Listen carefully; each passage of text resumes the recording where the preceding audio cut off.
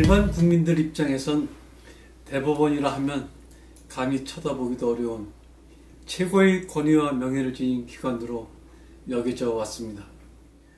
판사도 어려운 존재인데 대법관 하면 당연히 하나님과 거의 비슷한 위치에 계신 분이 아닌가 이런 인식이 있습니다. 대부분의 송사가 피고와 원고 사이에 다툼이 있기 마련이지만 대법원 최종 판단이다 그러면 99% 승복하는 건 지금까지의 전통이다 하겠습니다.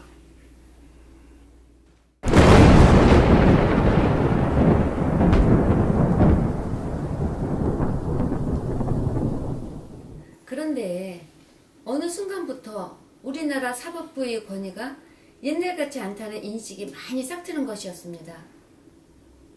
사법동네 일대에서는 유전무죄, 무전유죄라는 말이 거의 상식으로 통하기 시작하였고 재판에 들어가면 무엇이 진실이냐로 판결이 나는 것이 아니고 첫 번째, 어느 당 사람이냐, 두 번째, 어떤 변호사를 썼느냐로 판결이 난다는 것이 정설이 되어버렸습니다.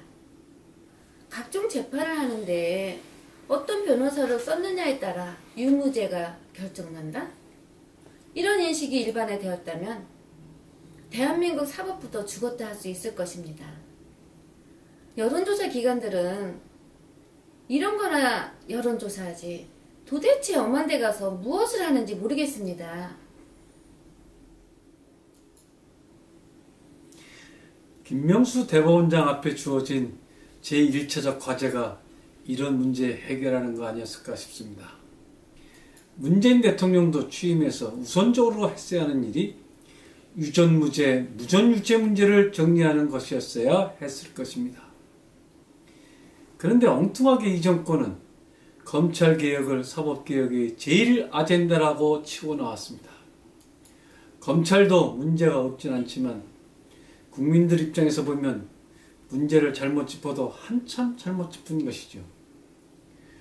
고위공직자 몇 사람들에게만 해당되는 공수처가 문제가 아니고 사법부 전체의 개혁을 주문했어야 마땅하지 않느냐 이런 얘기입니다. 판검사 마치고 2, 3년 내에 20억, 30억을 못 벌면 쪼다라는 말이 무슨 말인가요? 재판 당사자들이 직전 부장판사나 부장검사들을 찾아다닌다는 것도 또 무슨 말인지, 송사에 걸린 것도 피를 토할 일인데 이번에 돈 싸들고 상대보다 센 변호사를 찾으러 다닌다는 말도 또 무슨 해괴한 말인가요? 판사가 어느 학교 출신이냐를 먼저 분석하는 것이 일반화됐으니 이러고도 법이 제대로 섰다 할 수 있을까요? 적어도 제가 학교에 다닐 때는 우리나라 판사들은 일반 공무원들하고는 다른 존재로 배웠습니다. 즉 판검사들은 일반적 공무원은 아니다 하는 것이었습니다. 따라서 삼권분립체제 하에서 판검사들은 사법부의 명령을 받을 일이 없는 것으로 저는 알고 지내왔습니다. 그러나 내막을 들여다보니 그런 게 아니었습니다. 검사들은 법무부의 수하로 들어간 지 오래였고 판사들도 겉으로만 독립이지 인사, 진급, 보직 등을 놓고 대통령으로부터 임명장을 받은 대법원장과 법원 행정처장으로부터 결코 자유롭지 않다는 것을 뒤늦게 안 것입니다. 삼권 분립이 아니고 여전히 청와대 예속 상태에 있었다 하는 얘기입니다. 앞서도 말씀드린 바 있지만 명실상부한 사법부 독립이 이루어져야 하겠습니다. 최소한 대법원과 법원만큼은 행정부가 관여할 수 없도록 예산과 인사 모든 면에서 독자성을 갖추어야 해야 하지 않을까요? 대법원장부터 법조계 인사들이 모여 특정 자격을 갖춘 인사를 대상으로 교황 선출 방식으로 뽑아놓게 되면 대법원장을 보는 시각이 바뀌지 않을까요? 대법원에 별도의 예산 편성권을 주는 게 타당하지 않을까요? 1992년 제14대 총선, 저는 정주영 씨가 만든 통일국민당 소속 국회의원 후보로 인천 남동구에서 출마한 바 있었습니다. 기호 3번 후보로 나서게 되었는데 선거 전은 저와 집권당, 민정당 후보 간의 팽팽한 이파전으로 전개되는 것이었습니다.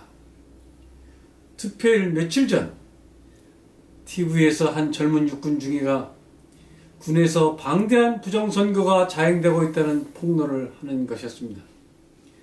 군인들 표를 상대로 장난질이 있다는 것이었지요. 저도 과거 군에서 부정이 자행되는 걸 봤던 사람이라 또 저런 짓을 하는구나 하고 넘어갔는데, 그런데 그 장난질로 제 당선증이 날아가리라고는 그 당시엔 미처 생각지를 못했습니다. 개표를 하기 직전에 남동구 선거관리위원장 판사라는 분이 개표장 후보석에 와서 고백을 하는 것이었습니다. 저희 남동구 부재자 투표하면은 이상한 동일 필체들이 85매나 발견돼서 별도로 따로 보관해 놓고 있다, 이러는 거였죠. 개표가 시작되고 새벽 3시경까지 1600여 표 차이로 앞서가던 저는 이때를 기점으로 다시 야금야금 표차가 줄어들더니 최종 군경 부재자 투표함 5개를 남겨놓고는 표 차이가 102표 차이로 줄어든 채 끝나는 것이었습니다. 부재자 표는 뚜껑이 열리면 무조건 당시 여당표가 쏟아져 나오던 그런 때였습니다. 저희 지지자들은 개표소 밖에 모여서 울고불고 난리가 났었습니다. 저는 최종 선거재판에 결국 들어가게 되었습니다. 그 당시 법에도 선거재판은 6개월 이내로 다 마치라고 되어 있었습니다. 그런데 제 재판은 6개월이 지나도 아무런 소식도 없고 요새처럼 대법원이 선거재판을 할 생각을 전혀 안 하는 것이었습니다. 그렇게 또다시 6개월이 또 지났습니다. 정권이 바뀌었습니다. 1년이나 지난 다음에 그 다음에 가서 재판이 시작되는 것이었습니다.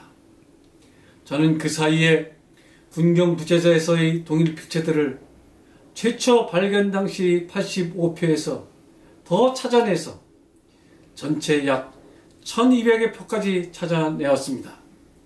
제가 찾아낸 동일 필체 1200여 표에다 선관위원장이 고백했던 85표 뭉치까지 합쳐서 약 1280여 개의 부정표가 증거로 제출되었습니다. 여러분, 대법원 판결이 어떻게 나왔는지 아십니까? 동일 필체는 상당수 인정되나 군경 부재자 투표인이 투표용지를 받아 투표 후에 지정된 거소와 성명란에 본인이 직접 기재해야 한다고 하는 이 법안의 문구는 가급적 그렇게 하라는 뜻이지 반드시 그렇게 하라는 뜻은 아니므로 동일 필체만으로 부정이 있었다고 단정할 수 없으므로 기각한다.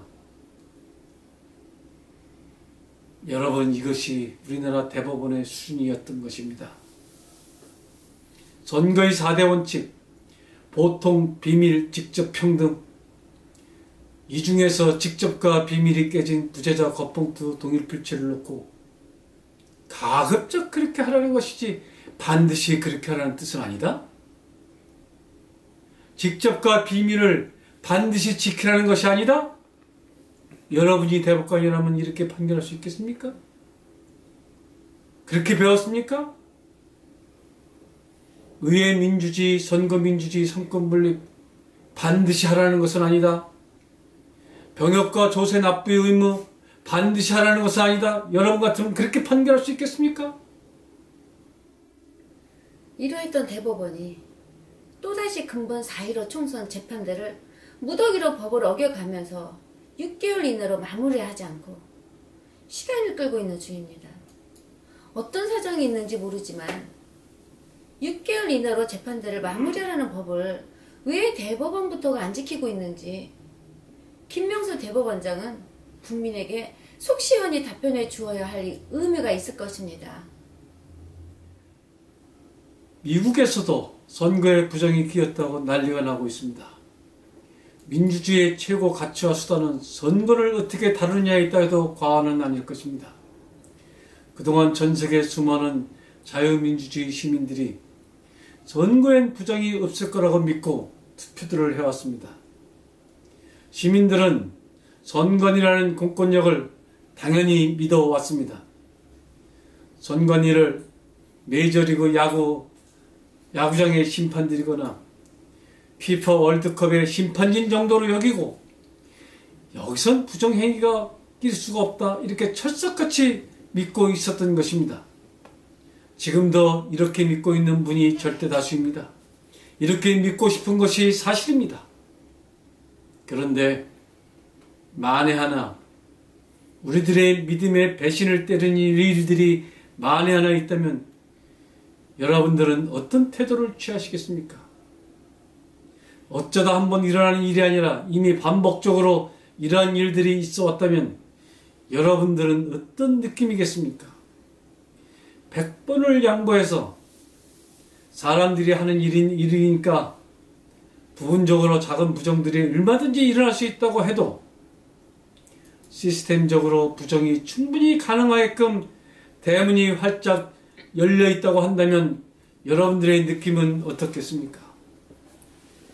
현재 한국에서나 미국에서나 부정선거 논란에서 가장 핵심이 되는 요소는 첫 번째, 전자투개표기가 장난질했다는 의혹과 두 번째, 과거 부재자 선거와 같은 사전투표용지 관리 시스템이 엉망이었다는 문제, 세 번째, 한 국가의 선거에 외부 세력이 침투했다는 의혹 문제, 네 번째, 투개표 참관과 관리가 허술했다는 문제, 다섯 번째, 언론지 문제를 같이 중립적으로 다루지 않는다는 문제, 이렇게 다섯 가지가 핵심 요인이라 하겠습니다.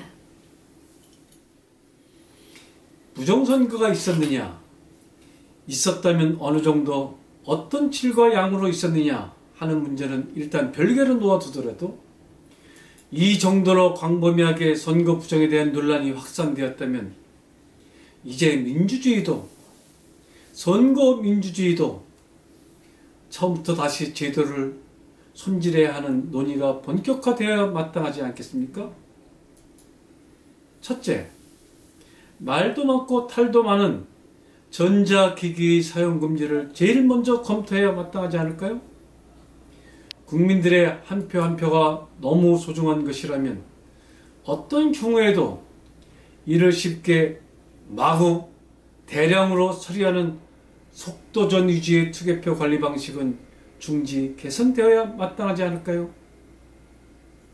둘째, 선거관리는 행정부 소속이 아니라 선거에 참여하는 정당들이 주체가 되어야 하고 가장 최소의 인원만 선관위 소속이 되어야 마땅하지 않을까요? 선관위가 무슨 사법기관처럼 행세하는 것은 주객이 전도된 게 아닙니까? 표들은 전부 수검표를 해야 하고 수검표 요원들은 참관인과 달리 후보 대리인들이 하게끔 해야 원천적으로 부정 요소가 감시되지 않겠습니까? 셋째, 선거 소송이 있다면 법이 정한 규정은 반드시 지키는 관례가 있어야 하지 않을까요? 대법원부터 법을 안 지키면 이 나라는 도대체 어디로 가는 것일까요? 넷째, 정당에서 후보들이 결정되기 전까지는 어떠한 여론조사나 공표도 해선 안 되는 것으로 정치 문화 제도가 바뀌어야 하지 않을까요? 후보의 선출 공천권은 정당에 있는 것인데 정당이 감당해야 할 일들을 언론이나 관제 여론조사 기관 등에서 먼저 나서서 후보를 미리 정해버리는 것은 월권이며 위헌이 아니겠습니까? 이러한 제도 개선에 소극적인 정당이나 집단은 바로 민주주의의 공적이라고 저는 생각합니다. 이에 대해서는 범시민들이 민주주의 투쟁을 본격적으로 해야 한다고 생각하는 것입니다. 오늘은 여기까지 하겠습니다.